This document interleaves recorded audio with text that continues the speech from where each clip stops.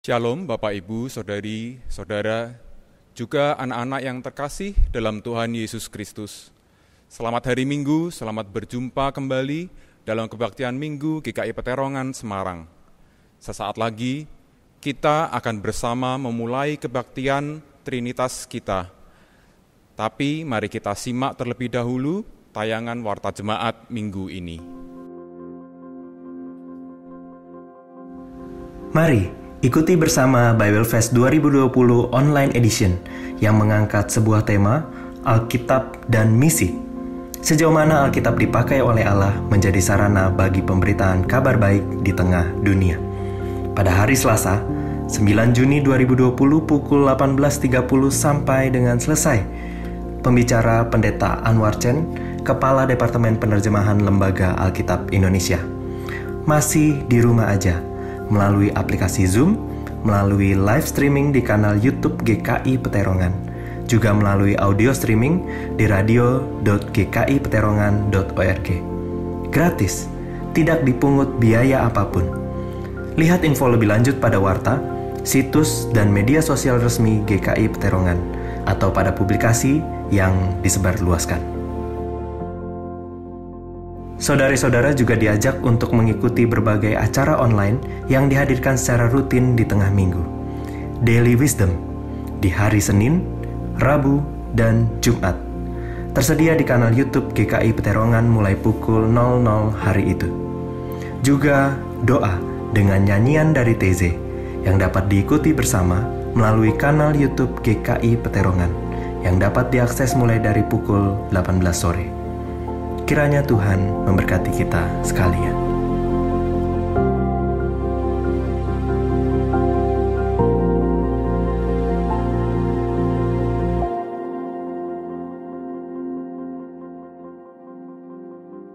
Demikian Warta Jemaat Minggu ini.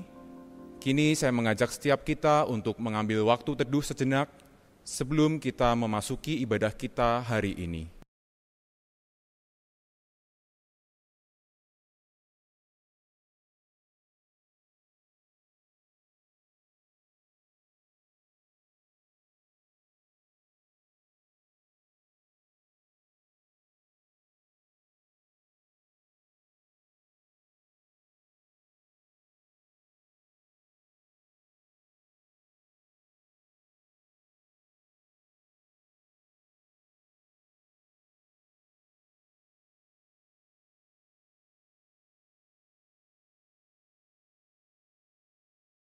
Saudara kekasih Tuhan, para pemirsa yang hadir di dalam layar kaca maupun gadget, bersama kita akan awali ibadah kita pada hari ini dengan satu pengakuan bahwa pertolongan kita adalah di dalam nama Tuhan yang menjadikan langit bumi beserta dengan segala isinya, yang tidak akan pernah meninggalkan perbuatan tangannya. Salam sejahtera bagi saudara sekalian. Amin. Saudara yang terkasih, pada hari Minggu ini tepat di awal bulan Juni, kita kembali masuk di dalam satu ibadah dengan tema misi di sini, kini, dan di sini. Saudara yang terkasih, selama 1 bulan ini memang kita berbicara tentang misi. Dan itu berarti bahwa kita akan mencoba untuk memahami apa sebetulnya misi itu dan mencoba untuk memahami ulang akan misi yang sesungguhnya sehingga ia menjadi begitu relevan di dalam kehidupan kita, agar dengan demikian pada akhirnya nama Allah saja yang dipermuliakan.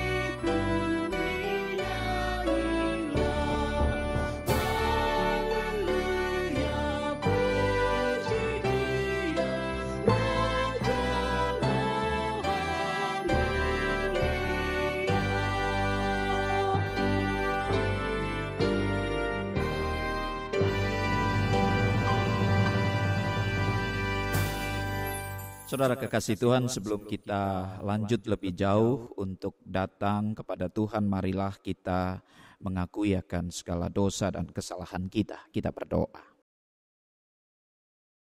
Ya Allah yang maha mulia dan Engkau yang patut kami permuliakan di dalam hidup kami, kembali kami datang mengucapkan syukur atas pemeliharaan yang Engkau lakukan bagi kami dari waktu ke waktu hingga tiba pada hari ini, di mana kami juga boleh beribadah, bersekutu bersama-sama dengan Engkau ya Tuhan. Dan kami sebelumnya datang kepadamu memohon ampun atas setiap dosa-dosa yang kami perbuat di dalam kehidupan kami, di mana Engkau mengharapkan kami sebagai anak-anak-Mu yang seharusnya dapat memberitakan akan satu kabar gembira, kabar sukacita, di mana kehadiran kami selalu memberikan kegembiraan bagi hidup ini. Namun kenyataannya bahwa hidup kami tidak seperti yang Engkau inginkan. Kami merusak akan satu relasi kami dengan orang-orang yang ada di sekitar kami, bahkan di dalam kehidupan keluarga kami, dengan suami ataupun istri kami, anak-anak kami, orang-orang yang berada dekat dengan kami. Ampunilah kami ya Tuhan jikalau kami tidak dapat menjadi terang dan membawa akan kehadiran Tuhan di tengah-tengah kehidupan ini. Oleh sebab itu biarlah kami datang, kami mohon pengampunan, hingga dengan demikian Engkau perbaharui kami, dan kiranya Engkau juga yang akan mengampuni setiap dosa dan kesalahan kami agar kami layak di hadapan Tuhan. Dan hanya kepadamu sajalah yang penuh dengan kasih kami mau memohon ampun atas segala dosa dan kesalahan kami. Di dalam nama Tuhan Yesus Kristus. Amin. Saudara, ketika kita berdosa, Allah tentu sedih, namun Dia juga mengharapkan akan pengakuan daripada kita. Dan ketika kita sudah mengaku, maka anugerah ini kita akan terima bersama dari 1 Yohanes pasal 5 ayat 7 hingga yang ke-8 dan dilanjutkan ayat 11 hingga yang ke-12 yang demikian, saudara. Sebab ada 3 yang memberi kesaksian di dalam sorga, Bapa, Firman, dan Roh Kudus. Dan ketiganya adalah satu. Dan ada 3 yang memberikan kesaksian di bumi, roh dan air dan darah, dan ketiganya adalah satu. Dan inilah kesaksian itu, Allah telah mengaruniakan hidup yang kekal kepada kita, dan hidup itu ada di dalam Anak-Nya. Barang siapa memiliki anak, ia memiliki hidup. Barang siapa tidak memiliki anak, ia tidak memiliki hidup. Syukur pada Allah bahwa di dalam Kristus kita semua telah diampuni.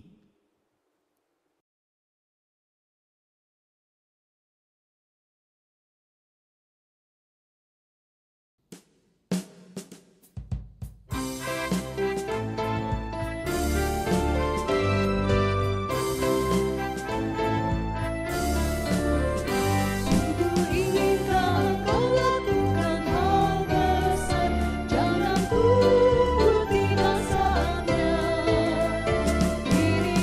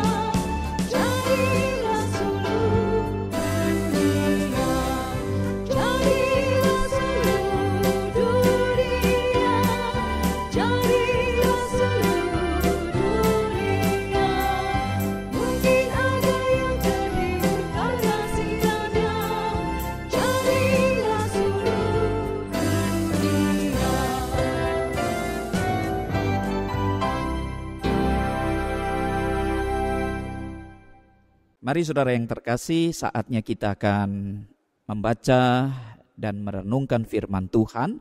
Kita mohon pimpinan daripada Roh Kudus untuk menerangi hati dan pikiran kita. Mari kita berdoa.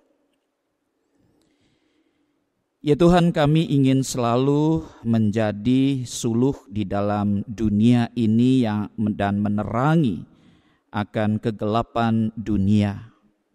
Dan biarlah firman Tuhan yang kami baca dan dengarkan bersama akan memberikan pencerahan kepada kami, sehingga di dalam hidup kami dapat melakukan yang terbaik, yang terbesar bagi Tuhan.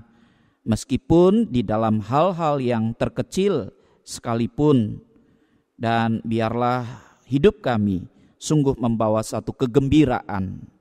Tolong kami semua di dalam membaca dan merenungkan kebenaran firman Tuhan, juga biarlah Engkau memakai akan hamba-Mu, agar di dalam apa yang disampaikan kami semuanya dapat mengerti.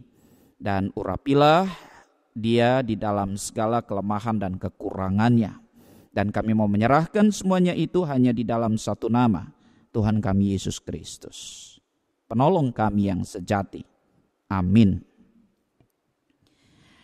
Saudara yang terkasih, tema kita misi kini dan di sini. Kita akan membaca dari Injil Lukas pasalnya yang ke-16.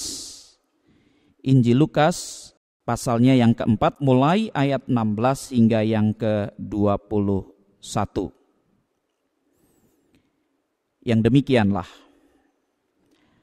Ia datang ke Nazaret, tempat ia dibesarkan, dan menurut kebiasaannya pada hari Sabat ia masuk ke rumah ibadat lalu berdiri hendak membaca dari Alkitab. Kepadanya diberikan kitab Nabi Yesaya, dan setelah dibukanya ia menemukan nas di mana ada tertulis, Roh Tuhan ada padaku, oleh sebab ia telah mengurapi aku untuk menyampaikan kabar baik kepada orang-orang miskin. Dan ia telah mengutus aku untuk memberitakan pembebasan kepada orang-orang tawanan dan penglihatan bagi orang-orang buta, untuk membebaskan orang-orang yang tertindas, untuk memberitakan tahun rahmat Tuhan telah datang. Kemudian ia menutup kitab itu, memberikannya kembali kepada pejabat, lalu duduk, dan mata semua orang dalam rumah ibadat itu tertuju kepadanya. Lalu ia mulai mengajar mereka, katanya, pada hari ini genaplah nas ini sewaktu kamu mendengarnya. Saudara yang terkasih, demikianlah firman Tuhan.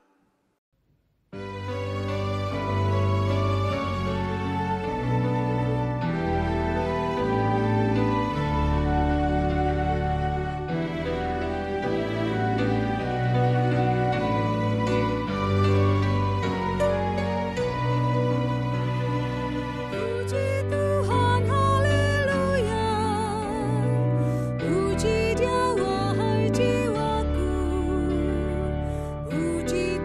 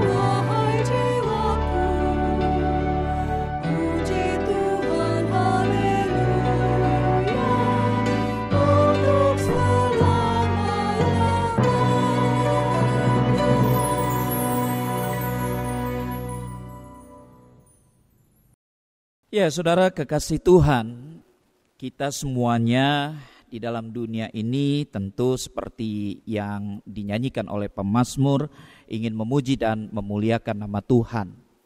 Dan selama bulan Juni ini GKI Peterongan memang mencanangkan menjadi bulan misi. Bulan ini adalah bulan misi yang dimana tema besarnya sudah dibuka di dalam kebaktian minggu lalu adalah menjangkau yang tidak terjangkau. Saudara, mengapa kita mulai berbicara tentang misi? Ya, karena sesungguhnya kekristenan itu sendiri adalah sebuah misi, ya. Dan di mana kehadiran manusia di dalam dunia ini tidak terlepas dari misi Allah. Di mana Allah menciptakan manusia di dalam dunia agar apa? Ya, agar manusia bisa merasakan akan kasih dan berkat yang daripada Allah. Dan Allah juga hadir di dalam dunia, saudara. Dia berkarya sejak dulu di sepanjang sejarah hingga saat ini. Sampai pada masa yang akan datang. Nah, semuanya itu tidak terlepas dari misi Allah. Lalu, saudara, apakah sesungguhnya misi itu sendiri? Kalau kita lihat di dalam Kamus Besar Bahasa Indonesia, di dalam pemahaman Kristen, dikatakan di sana bahwa misi itu adalah kegiatan yang menyebarkan kabar gembira. Kabar gembira dalam hal ini adalah Injil. Nah, dengan demikian kita bisa melihat satu definisi singkat yang sederhana.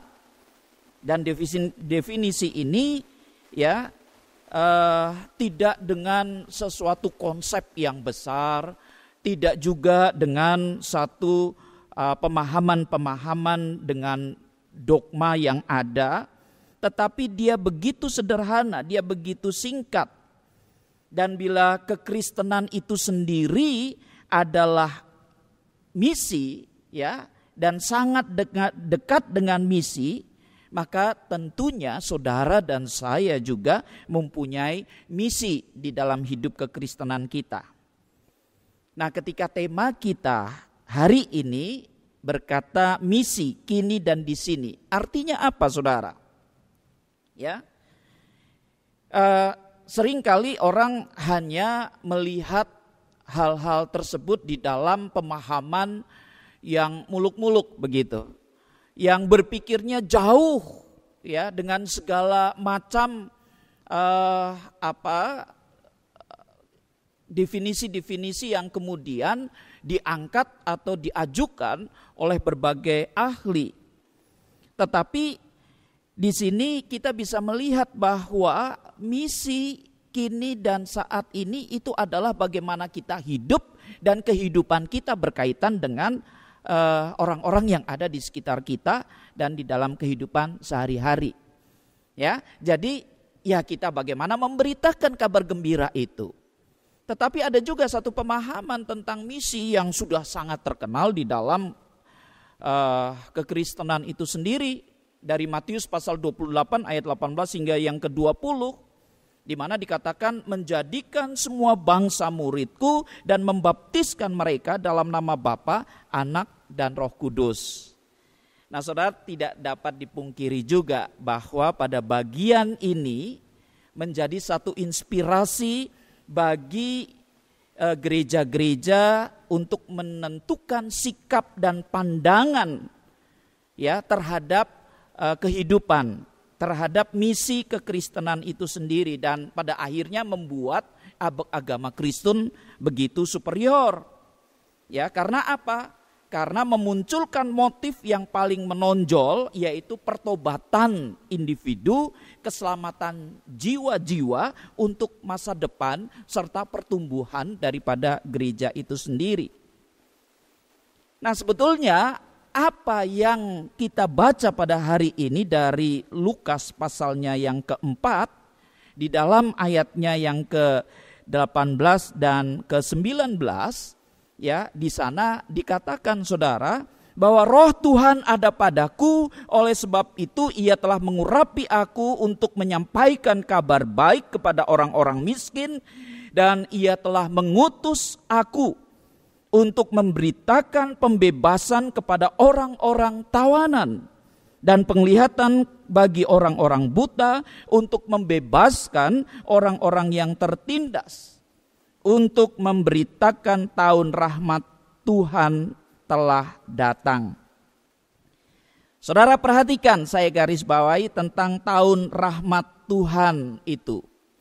Nah, bukankah tahun rahmat Tuhan itu keterkaitannya dengan menghadirkan keadilan, pembebasan atas belenggu, pendamaian, dan pemulihan ciptaan? Nah, kalau begitu, ini juga bagaimana hidup manusia menghadirkan apa yang namanya shalom itu sendiri, saudara. Sehingga tahun rahmat Tuhan itu sama dengan shalom. Oleh sebab itu kita bisa melihat hal-hal apa sajakah yang tercakup di dalam yang namanya shalom itu. Yang pertama, bahwa ketika kita menghadirkan shalom, itu berarti menunjuk pada kesejahteraan dan kemakmuran secara material yang ditandai dengan hadirnya kesejahteraan fisik dan ketiadaan ancaman seperti perang, wabah, ataupun kelaparan. Ya, jadi ini adalah kesejahteraan daripada manusia, masyarakat yang hidup di dalam dunia. Itu yang tercakup di dalam shalom. Cakupan apa lagi? Cakupan yang kedua adalah hadirnya keadilan yang menandai adanya hubungan baik, satu keadaan yang seharusnya terjadi di antara bangsa-bangsa. Dan shalom ini menunjuk pada keteraturan atau harmoni sosial, di mana tidak ada penindasan dalam bentuk apapun juga. Itulah shalom. Dan yang ketiga, saudara, dalam arti kata shalom itu menunjuk pada integritas moral, di mana tidak ada kelicikan, penipuan, kemunafikan, atau kutuk. Nah, dari dimensi-dimensi yang demikian inilah maka perdamaian pada hakikatnya bertujuan untuk mewujudkan sebuah keutuhan kehidupan manusia, baik yang menyangkut dimensi fisik, relasional, moral, maupun spiritual. Nah, itulah tahun rahmat Tuhan yang sering kali dikatakan dengan shalom itu sendiri. Nah, oleh sebab itu saudara, dengan tahun rahmat Tuhan ini berarti ini juga adalah misi. Misi yang ada di dalam kehidupan manusia. Misi yang sebetulnya menjadi misi Allah. Oleh sebab itu misi gereja, misi orang Kristen tidak pernah terlepas daripada misi Allah itu sendiri. Nah saudara, apa yang dikatakan oleh Tuhan Yesus itu sendiri bahwa untuk memberitakan tahun rahmat Tuhan yang kaitannya dengan shalom, maka untuk situasi saat ini ketika gereja, saudara dan saya, kita semua sebagai orang Kristen ya, mencoba untuk mewujudkan misi saat ini, kini dan di sini, apa yang harus kita lakukan? Ya, apa yang harus kita lakukan, saudara?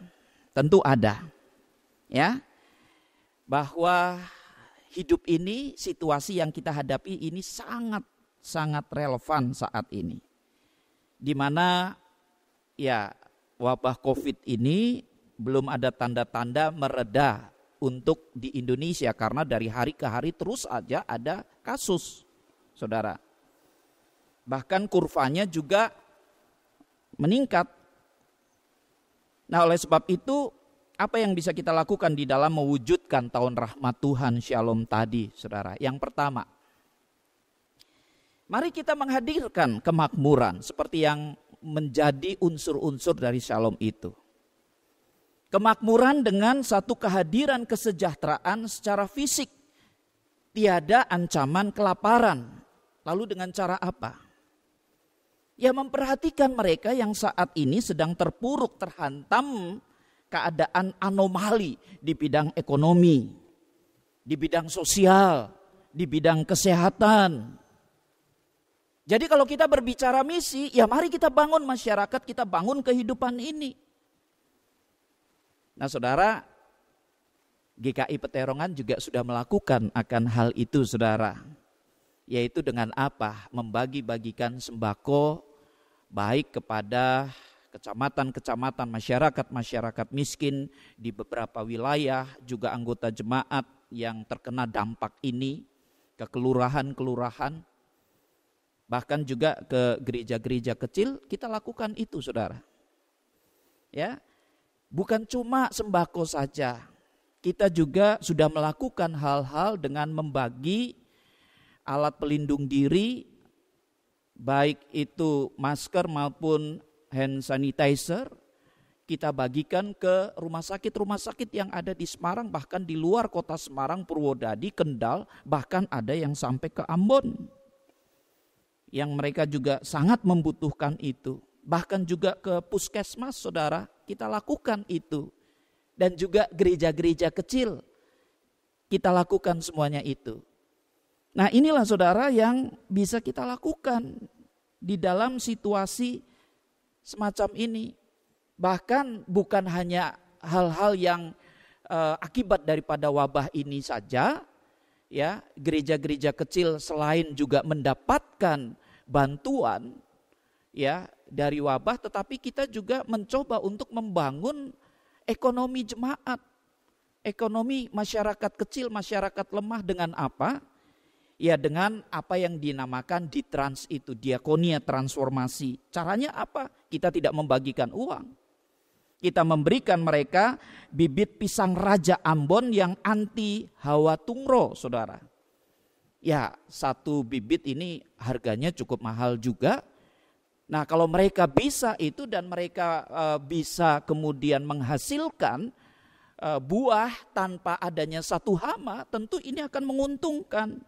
Dan tentu ini juga akan mensejahterakan masyarakat yang ada. Nah inilah yang kita lakukan. Jadi yang ketika kita berbicara tentang Allah, kita berbicara tentang kasih Allah, semuanya itu kita wujudkan di dalam kehidupan sehari-hari. Hingga orang juga pada akhirnya merasakan kasih Allah dan mereka kenal akan Allah itu sendiri. Itu yang pertama saudara. Yang kedua, ketika kita ingin mewujudkan shalom di dalam situasi saat kini dan di sini, yaitu pada bagian keadilan, saudara. Bagaimana kita membangun satu hubungan yang baik, ya? Apa yang bisa kita lakukan itu hubungan yang baik yang menunjuk pada keteraturan atau harmoni sosial di mana tidak ada penindasan dalam bentuk apapun juga. Ya saudara, hari-hari belakangan ini kita bisa melihat adanya satu kerusuhan rasial yang ada di Amerika Serikat akibat dari perlakuan yang tidak adil ya terhadap orang-orang kulit hitam begitu.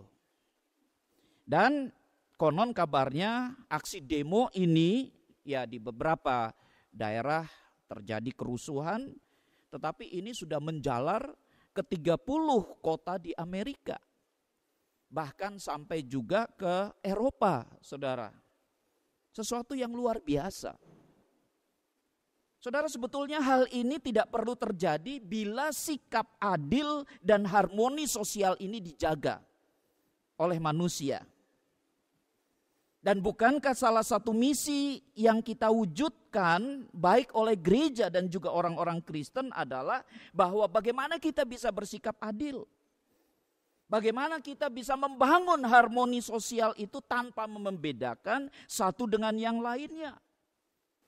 Ya terlebih di dalam situasi bangsa dan negara kita saat ini ya yang cukup beragam, Bhinneka Tunggal Ika, saudara. Ya, satu kehidupan yang majemuk. Marilah kita juga melihat bahwa sesama kita itu dari latar belakang yang berbagai macam ini. Bagaimana kita juga bisa bekerja sama lintas suku, lintas budaya, lintas agama dalam mewujudkan kesejahteraan bersama. Apalagi di dalam wabah COVID ini ketika semuanya bisa bergandeng tangan, saya yakin dan percaya bahwa bangsa kita ini bisa melewati satu situasi krisis.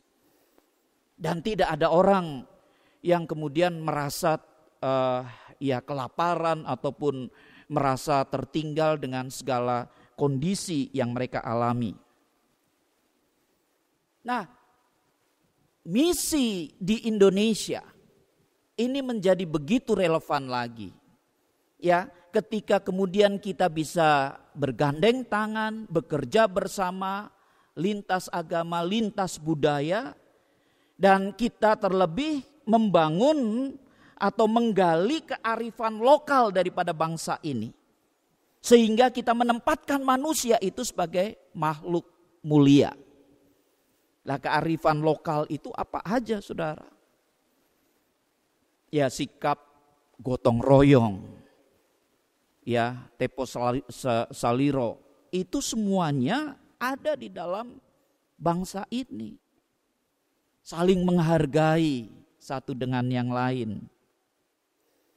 Itulah yang perlu kita kerjakan bersama, saudara, dalam kehidupan sehari-hari. Sehingga dengan demikian misi ini terwujud. Dan yang ketiga, yang terakhir, saudara. Di dalam mewujudkan misi ini juga adalah apa yang kita bangun, yaitu menjaga atau mewujudkan integritas moral dalam kerangka bagaimana misi ini boleh terbangun di dalam hidup. Nah, saudara, menjaga dan membangun integritas moral sebagai orang Kristen, caranya bagaimana? Ya, tunjukkanlah bahwa label Kristen adalah jaminan integritas perilaku moral yang baik yang didambakan oleh banyak orang. Bagaimana perilaku kita, karakter kita, sikap kita tunjukkan di dalam hidup sehari-hari, di dalam pekerjaan kita, di dalam pergaulan kita, ya, di dalam sikap dan cara omong kita. Itu yang dinamakan dengan integritas itu loh. Nah, dengan adanya integritas moral ini sesungguhnya kita mewujudkan keutuhan kehidupan manusia, baik menyangkut segi atau dimensi fisik, relasional, moral maupun spiritual. Jadi jangan ada lagi sikap kelicikan, penipuan, kemunafikan yang ada di dalam kehidupan sehari-hari, saudara. Gak usah jauh-jauh lah. Kita mulai dari dalam rumah tangga kita. Saudara, yang namanya pembantu rumah tangga aja sekarang diganti kan dengan asisten rumah tangga. Ini kan satu istilah yang grade-nya lebih tinggi daripada sekedar pembantu. Nah, itu berarti di dalamnya ada satu sikap penghargaan yang kita lakukan kepada sesama. Nah, kalau kita sudah memulai dengan hal-hal yang sederhana itu, maka saya yakin dan percaya bahwa hidup kita akan dapat menjadi berkat bagi orang lain. Menjadi berkat bagi sesama, bagi orang-orang kecil, orang-orang sederhana. Dan mereka semuanya di mana? Ya, ada di dalam kehidupan. Pada saat ini, kini, gak usah jauh-jauh ke ujung dunia begitu. Tidak perlu. Yang ada saja kita coba bangun dengan baik. Nah, saudara, jadi itulah misi yang kita bangun pemahamannya secara baru dan secara sederhana. Dan semuanya itu menyentuh kehidupan kita sehari-hari. Nah, pada akhirnya, saudara, kalau gereja dan orang-orang Kristen sendiri belum memiliki sikap yang baru, hidup yang baru, yang adalah sebagai karakter Kristus, karakter kerajaan Allah, warga kerajaan Allah. Lalu bagaimana kita akan berbicara tentang misi? bagaimana kita berbicara tentang kerajaan Allah yang menghadirkan shalom itu sendiri. Oleh sebab itu, misi itu tidak jauh-jauh, saudara. Misi itu dimulai dari mana? Dari diri kita sendiri. Dengan memiliki karakter Kristus membaharui kehidupan ini. Dan apakah itu sudah terjadi di dalam hidup saudara? Saudara bisa mengevaluasinya, saudara bisa menilainya. Kalau saudara berada di tengah-tengah keadaan, apakah ya karakter saudara ini kemudian betul-betul membangun satu kehidupan yang baru, memberikan pencerahan, ya, mengubah akan pola atau perilaku manusia. Kita sudah akan berbicara memasuki new normal life ini, ya, pola hidup yang baru. Dan menurut saya karakter Kristus itu juga adalah ya pola yang sebetulnya sudah ada di dalam diri kita. Mari saudara dan saya punya misi. Gereja GKI Peterongan juga punya misi. Dan marilah kita memikirkannya, merenungkannya, dan melakukannya di dalam kehidupan sehari-hari, dan kiranya Tuhan memberkati saudara dan nama Tuhan pada akhirnya dipuji dan dipermuliakan. Tuhan berkati. Amin.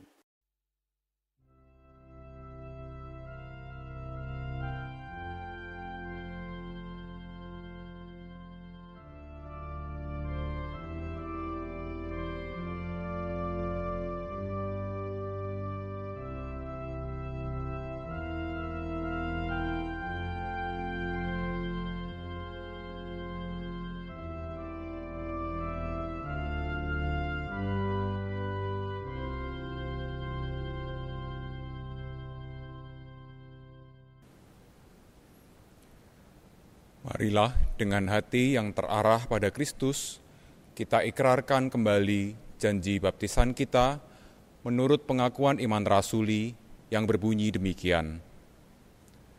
Aku percaya kepada Allah, Bapa yang Maha Kuasa, Khalik langit dan bumi, dan kepada Yesus Kristus, Anaknya yang tunggal Tuhan kita, yang dikandung daripada Roh Kudus, lahir dari anak darah Maria, yang menderita sengsara di bawah pemerintahan Pontius Pilatus, disalibkan, mati dan dikuburkan, turun ke dalam kerajaan maut.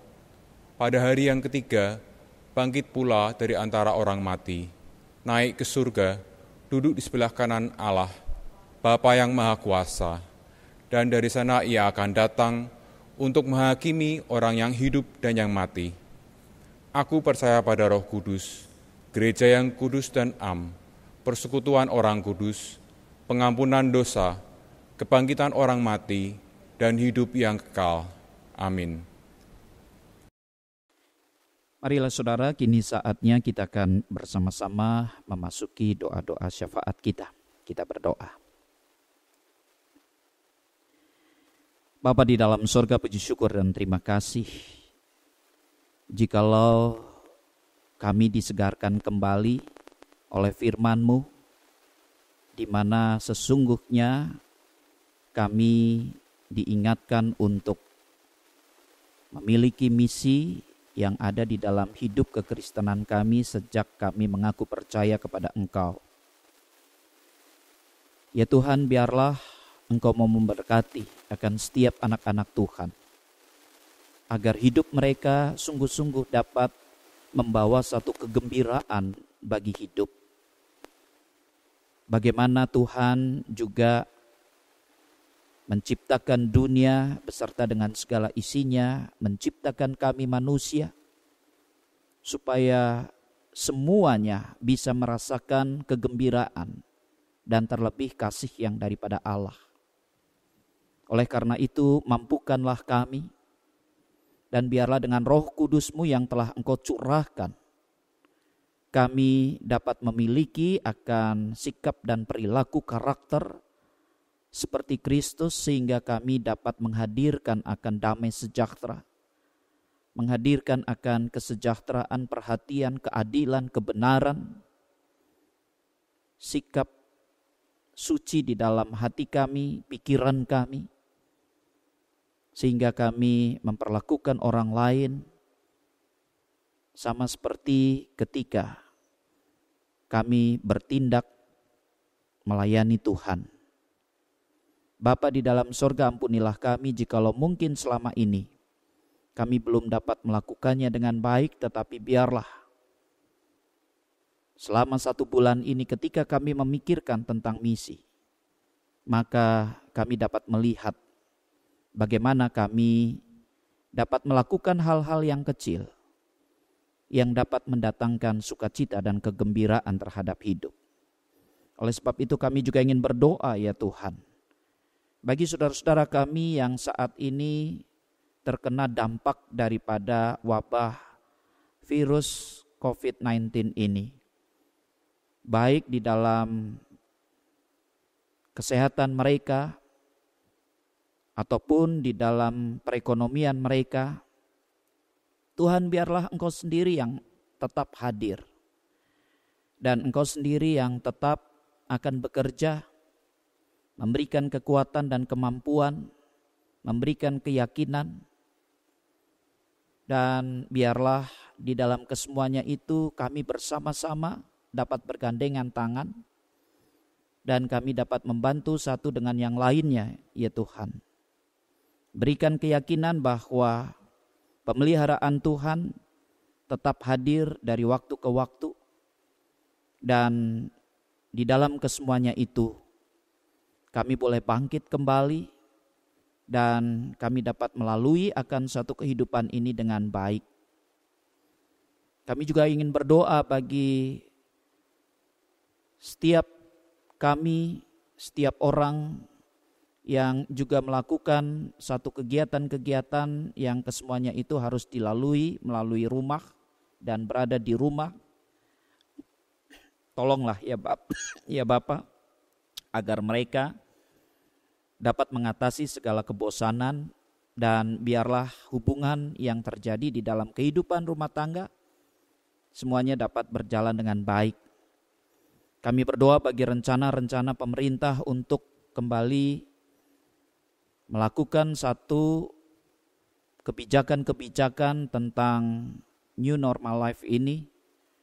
Biarlah ya Tuhan, Engkau sendiri yang memberikan kepada mereka satu hikmat yang daripadamu, sehingga setiap kebijakan atau setiap keputusan-keputusan semuanya itu tidak keliru dan tidak membawa satu dampak yang besar bagi kehidupan bangsa dan negara kami. Ketika keputusan yang diambil adalah benar, dan biarlah kami boleh melihat sesuai dengan apa yang menjadi keinginan Tuhan. Oleh sebab itu juga satukanlah apa yang ada di dalam pemerintahan pusat maupun pemerintahan daerah, sehingga mereka memiliki kesamaan daripada derap pemerintahan yang ada, agar bangsa ini boleh keluar dari wabah COVID-19 ini tanpa ada sesuatu bencana yang berarti di dalam kehidupan bangsa dan negara. Kami tahu bahwa setiap daripada masyarakat rindu untuk beraktivitas, berkegiatan seperti semula, tetapi sadarkan kami juga bahwa kami harus memulai satu kehidupan dan pola yang baru. Oleh karenanya Tuhan juga tolong juga setiap gereja-gereja yang menginginkan untuk melakukan ibadah secara offline.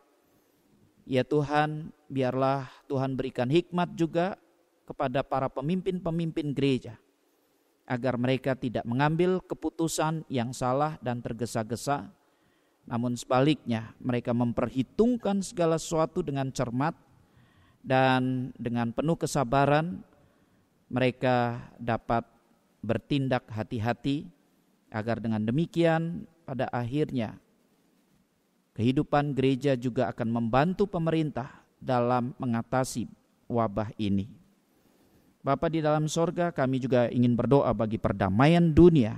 Kiranya Tuhan berkati apa yang terjadi pada dunia ini, terlebih di negara-negara seperti Amerika yang saat ini sedang terjadi kerusuhan ataupun demo-demo dan aksi-aksi.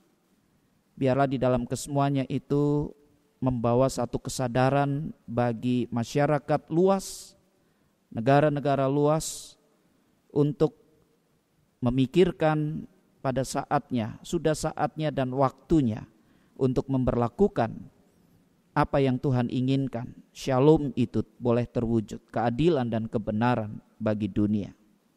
Terima kasih ya Bapa, terima kasih kami pada akhirnya mau menyerahkan seluruh doa dan sembahyang kami ini hanya di dalam satu nama Tuhan kami, Yesus Kristus, yang mengajarkan kami berdoa. Bapa kami yang di surga, dikuduskanlah namamu, datanglah kerajaan-Mu, jadilah kehendak-Mu di bumi seperti di surga. Berikanlah kami pada hari ini makanan kami yang secukupnya, dan ampunilah kami akan kesalahan kami, seperti kami juga mengampuni orang yang bersalah kepada kami. Dan janganlah membawa kami ke dalam pencobaan, tetapi lepaskanlah kami daripada yang jahat, karena Engkaulah yang empunya kerajaan dan kuasa dan kemuliaan sampai selama-lamanya. Amin. Kini kita bersama diajak untuk menyatakan syukur kita pada Tuhan melalui persembahan. Dimanapun saudara berada, saudara dapat memberikan persembahan melalui transfer ke rekening bank yang tercantum di layar maupun dari warta digital. Kedua, scan QRIS menggunakan aplikasi layanan keuangan digital yang ada. Dan yang ketiga, memasukkan persembahan ke dalam kotak persembahan yang disediakan di kantor tata usaha gereja. Sebagai pengingat bagi kita semua, saya akan bacakan nats yang saya ambil dari Efesus 5 ayat 20. Demikian. Ucaplah syukur senantiasa atas segala sesuatu dalam nama Tuhan kita, Yesus Kristus, kepada Allah dan Bapa kita. Mari kita berdoa.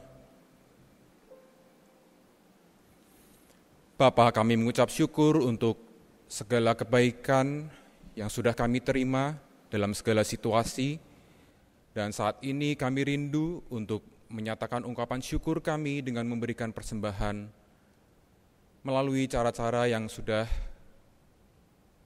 diberikan informasinya kepada kami. Biarlah apa yang kami kumpulkan ini mampu menolong dan juga menyadarkan kami agar kami menjadi pribadi dan juga gereja yang bermisi. Terima kasih ya Tuhan, kami mengucap syukur dalam nama Tuhan kami, Yesus Kristus. Amin. Saudara yang terkasih, sampailah kita di penghujung daripada ibadah ini, dan biarlah kita akan memasuki kehidupan, dan kita percaya Tuhan semesta alam selalu mendengarkan manusia. Dia mendengarkan mereka yang berada di dalam keresahan, yang berada di dalam kesusahan, dan mungkin bahkan mereka yang menjerit. Dan maukah saudara dan saya diutus oleh Tuhan kepada mereka untuk menuntun mereka menjadi manusia-manusia yang pada akhirnya diselamatkan. Aku Tuhan semesta.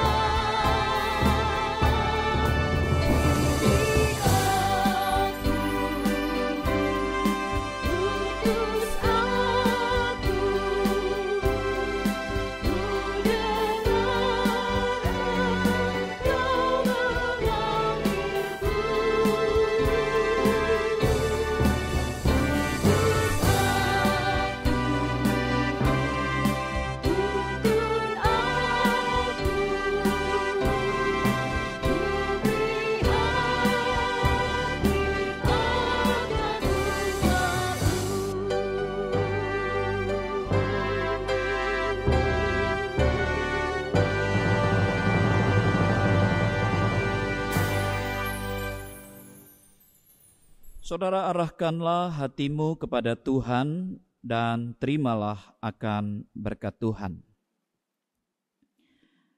Kasih karunia Tuhan Yesus Kristus, kasih Allah Bapa di dalam persekutuan dengan Roh-Nya yang kudus, kiranya menyertai dan memberkati dimanapun saudara berada dan apapun yang saudara lakukan dan kerjakan demi kemuliaan Allah, sekarang sampai selama-lamanya.